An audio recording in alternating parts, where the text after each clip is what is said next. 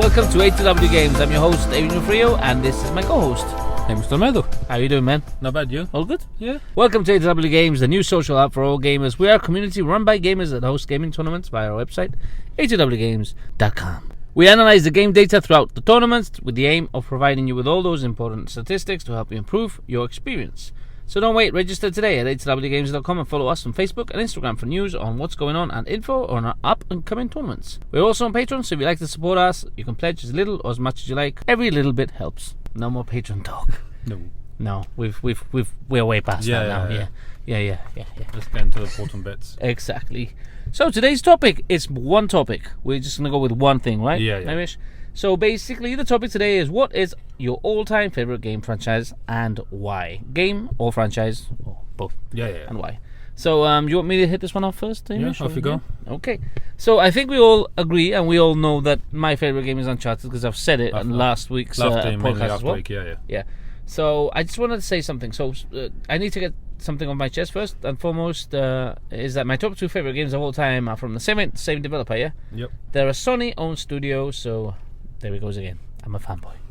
So obviously it's Naughty Dog, and Uncharted is my all-time favorite game, with Last of Us being a very close second. Every single game has its charm. I have to admit the original, for me personally, was the weakest of the lot, but don't take that as a negative because the rest are just so good that unfortunately it leaves Uncharted, a great game, a little lacking. But just a little. There is still a lot of good in it, and I've only just recently replayed the remastered version. I got the plat for it. I did that this Saturday. I must have played the original at least 5 times.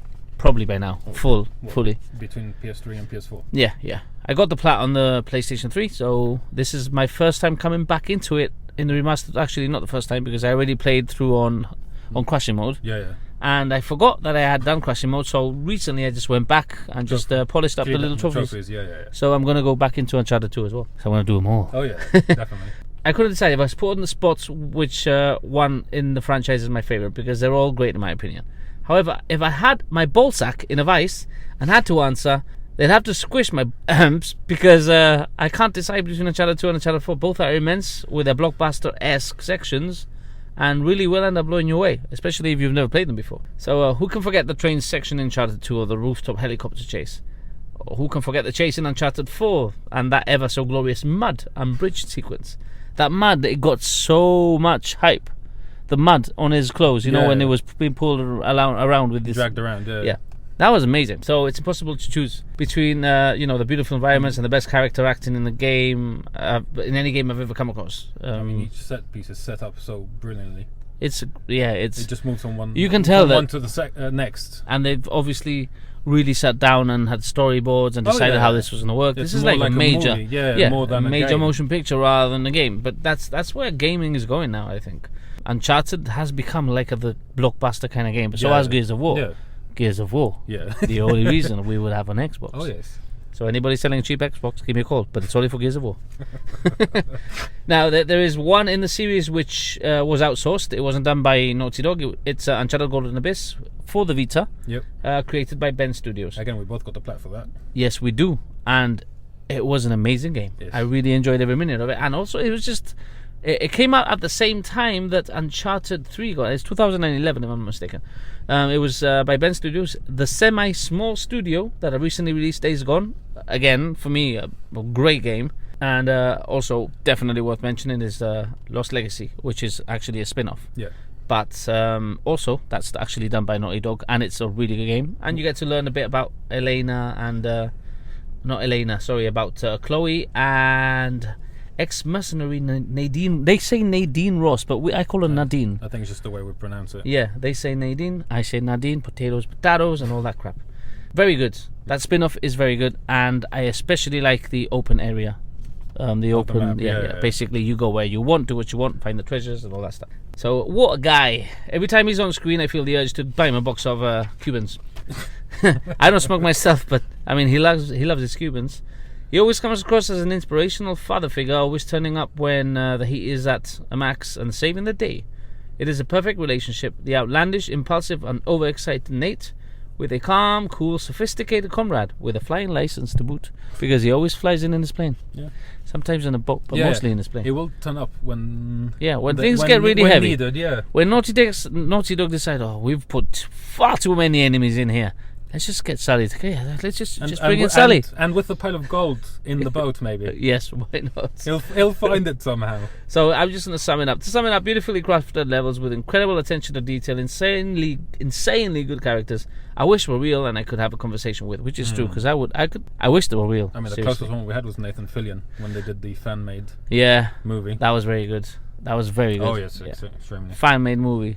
And they can't bloody get a decent director to actually do the Uncharted movie. But I rather they get someone good and they make a decent movie, because you can't trash Uncharted, man. It's perfect for a movie if you think about it. So anyway, the story is always deep and very engaging. The puzzles are innovative and the relationships are second to none. Uncharted is a must-have for any serious gamer. So if you don't have it, go buy it. Single-player games will always rule. Always. Your turn, Hamish. Well, your turn, mate. My turn. Yeah. Go for it. Yeah. Well, sadly for you might be a bit bored with this one. Unfortunately, my favorite gaming franchise is Pokemon. Pika. Yeah, you've probably seen the film. To be fair, I like the movie. Well, Detective Pikachu. Yeah, well, Ryan Reynolds is in it. I mean, he's so funny. He's just playing Deadpool probably in it. A little bit. I mean, he seems to be playing Deadpool in everything. Yeah, Deadpool with fluffy as fur Pikachu, and a cute character, but he's a funny guy. I mean, for me, Pokemon has been part of life. Well, growing up mainly. I mean, it came out in the mid 90s. So I mean, it started with Red and Blue, and it was always for me. I'm a big collector. Okay. So I collect Transformers, Warhammer, stuff like that. Yeah. And obviously the big aspect of Pokemon is the gotta catch 'em all thing. Yeah, 150 or so. Yeah, the original there was 150, and the sequel also 151. So my favorite version of it was Gold, Silver, and the eventual Crystal, which came out for the Game Boy Color. The first one in color. The first one in color, yeah, for the Game Boy Color, and obviously that was a big boost, not just for games, but obviously in. So did the machines? Did the raw star for 150 Pokemon jump to 1,000 when it went to color? Not quite, not just yet. But Okay. They added 100 Pokemon, Okay. so it jumped to 251. Okay, so but the Pokemon, I mean, from the first iteration of the game to the second one, are the Pokemons still there? The same ones that were in the original one? So they continue adding. Yeah, they don't remove and add. No. They keep adding to it. Okay. So the first generation 150 was the first region. So if you get like a game now, you still have the original Pokemons from Pokemon 1. Well, that's unfortunately now there's a big controversy because it's called the National Dex. Okay. So the National Dex, to keep adding the Pokemon. Now, with the new National Dex, they've removed Pokemon. Oh, and people are not happy with it. Yeah. Okay. It's now the 8th gen, which comes out in Sword and Shield now in November. Yeah. The only Pokemon I know is Pikachu and Charizard. Because obviously there was a Charizard or Charizard? Charizard, yeah. Are the two big names in Pokemon. Solely because my kids have the cards and they keep showing it. I like the dragon.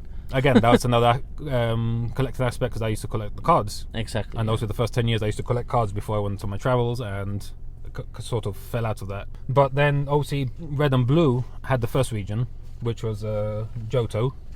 And that was amazing because obviously that's the aspect of got to catch 'em all, collected 150.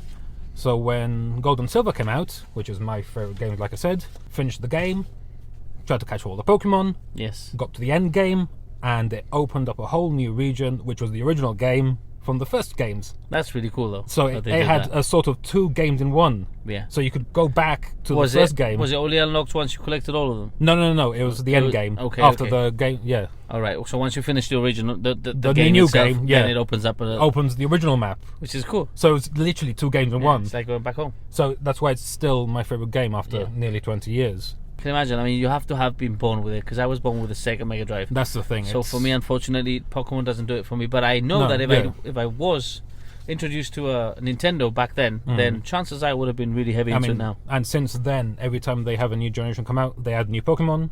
Obviously, it depends from like either 50 to 100. And now we're up to like 800 and just over 800. How many do you have in the latest? All of them. Wow. It's taken me this long. And with every generation, I keep trying to catch them. That's the thing. I mustn't underestimate you. You are Mr. 97 Platinums. Well, yeah. I mean, I know there are people with loads more, but as far as we're concerned locally here in Jib, that's quite high. I think that is the highest. I don't think I'm sure there's somebody with more, but... Yeah, but not that we know. No, not that we know of, yeah. Like I said, part of the game I've said before was the catch 'em all gimmick, which Nintendo, the Pokemon Company, and Game Freak came up with. And some of the creative way of distributing some of these Pokemons was quite unique, because some of the elusive Pokemon tend to be the legendary Pokemon. Okay. So some of those ways were different to the, it's not found in the game. I'm going, well, how come that was the way to find them? How was it so? Okay. So there's 5 missing in the game. You'd have to go to a GameStop or a game, like say in the UK. Yeah.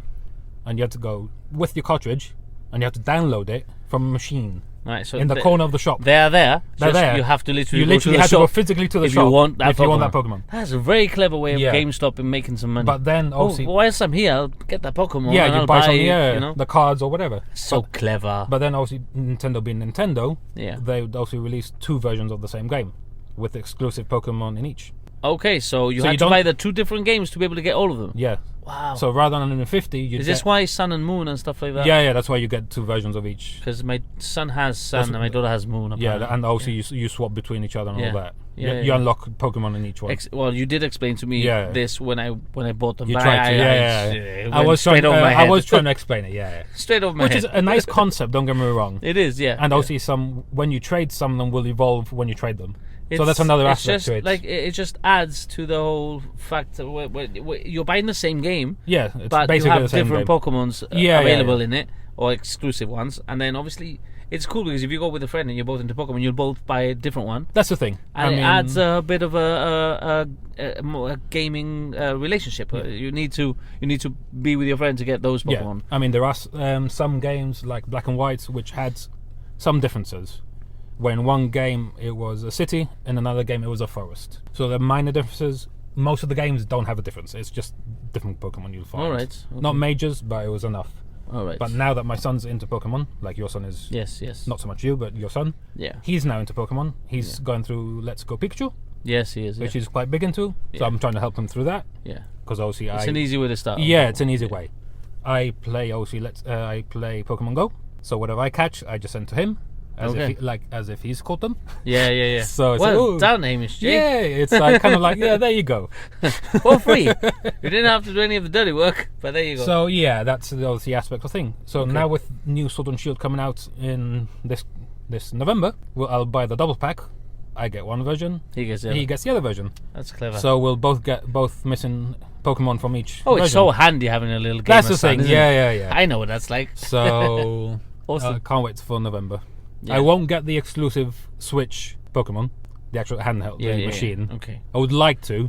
But someone might buy it and then sell it to you, Well, like I did. yeah. I mean, Hamish J does have the Switch that you got. The Let's Go It's a nice Switch. one. It's a nice Nice Switch. Switch. Yeah.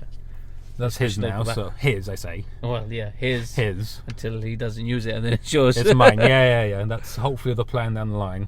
Alright guys, thank you for listening. That's it for today. Remember, register on our website, a2wgames.com. Be sure to follow us on Facebook and Instagram and visit our Patreon page if you'd like to support what we do. If you have any feedback, comments, or just want to get in touch with us, email us on talkshow@a2wgames.com.